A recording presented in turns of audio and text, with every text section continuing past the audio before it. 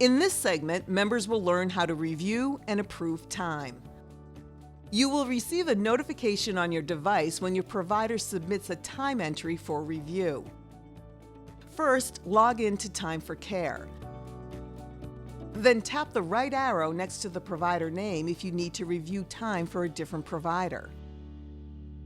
Tap the provider name.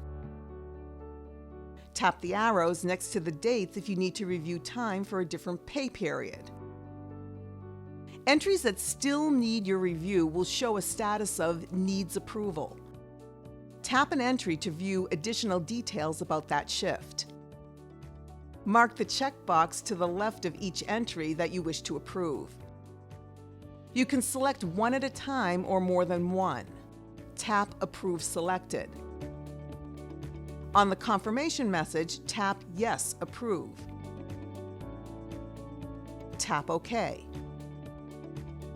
The entry now shows a green check mark indicating that it is approved.